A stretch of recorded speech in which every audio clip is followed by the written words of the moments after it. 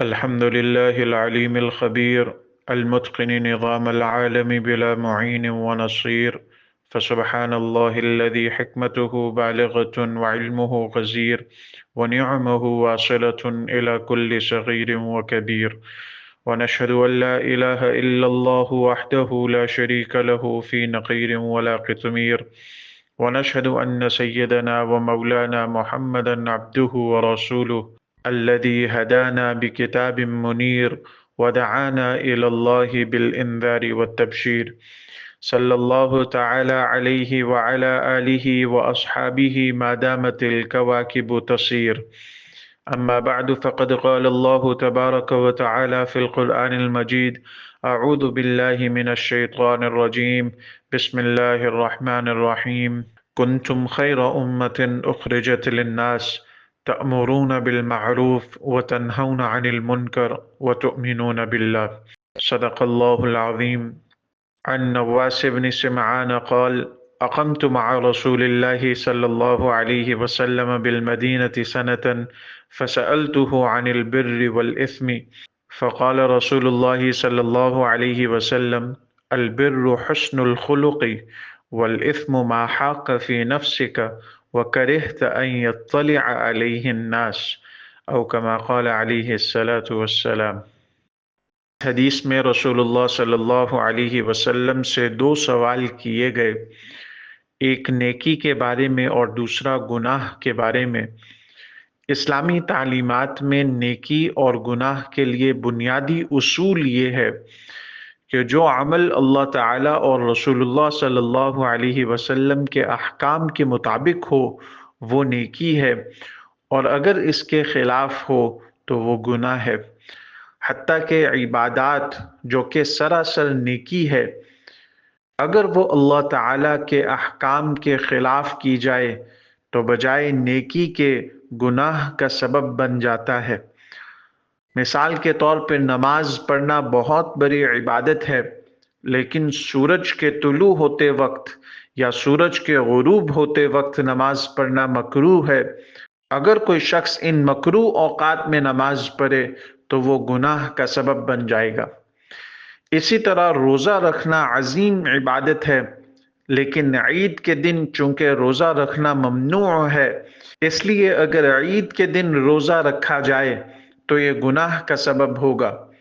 اس سے معلوم ہوا کہ نیکی اصل میں اطاعت الہیہ کا نام ہے۔ انہی تمام تر نیکیوں میں سے ایک نیکی اچھے اخلاق ہیں۔ حسن خلق یعنی لوگوں سے اچھا برتاؤ کرنا، یہ بھی بہت بڑی نیکی ہے۔ علامہ خازن اپنی تفسیر میں حسن الخلق کے اجزاء بیان کرتے ہوئے لکھتے ہیں کہ لوگوں سے محبت کرنا، معاملات کی درستگی، سخاوت کرنا، اپنوں اور بیگانوں سے اچھے تعلقات رکھنا، بخل اور حرص سے پرہیز کرنا، تکلیف پہنچنے پر صبر کرنا، اور ادب اور احترام کے تقاضوں کو پورا کرنا۔ اسی طرح امام غزالی رحمۃ اللہ علیہ حسن الخلق کے بارے میں فرماتے ہیں کہ حسن الخلق کا ثمرہ الفت اور محبت ہے، اور برے اخلاق کا پھل بیگانگی اور دلوں کی دوری ہے۔ اور یہ بات سمجھنے کی ہے کہ اچھے اخلاق سے لوگوں کو فائدہ ہی پہنچے گا، اور نیکی وہی ہو سکتی ہے جس سے مخلوق کو فائدہ پہنچے۔ جب لوگوں کو کسی کام سے فائدہ پہنچتا ہے تو وہ اس کام کو پسند کرتے ہیں، اور خود کام کرنے والا بھی اس بات کو فطری طور پر چاہتا ہے کہ میرے اچھے کام لوگوں کو معلوم ہو۔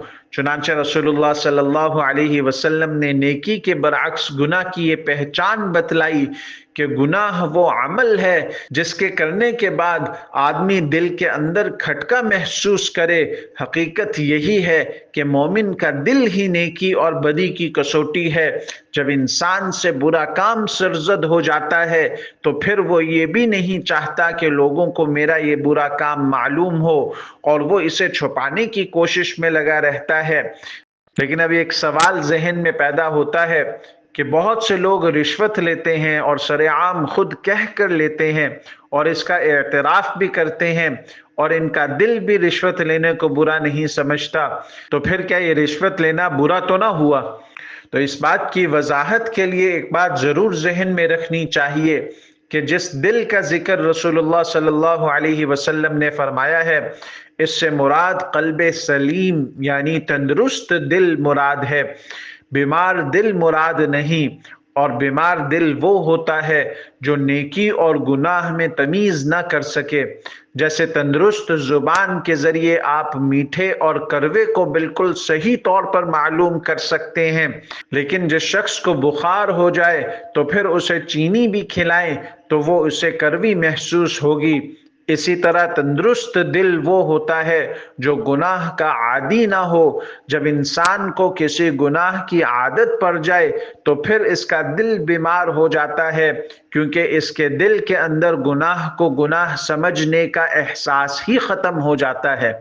اب مثال کے طور پر رشوت کے گناہ کا تذکرہ ہوا تو کسی ایسے شخص کو دیکھیے جس نے کبھی رشوت نہ لی ہو، اگر کوئی شخص زبردستی اسے رشوت دینے کی کوشش کرے تو وہ لینے سے انکار کرے گا، بہت اصرار بھی کرے کوئی تو جب وہ لینے کے لیے ہاتھ بڑھا رہا ہو تو آپ غور سے دیکھیے اس کے ہاتھ کانپ رہے ہوں گے، دل کی دھڑکن تیز ہو جائے گی، اور سردی کے موسم میں بھی اس کی پیشانی پر پسینے کے قطرے نظر آئیں گے، اور وہ شخص ادھر ادھر دیکھ رہا ہوگا کہ کوئی مجھے رشوت لیتے ہوئے تو نہیں دیکھ رہا۔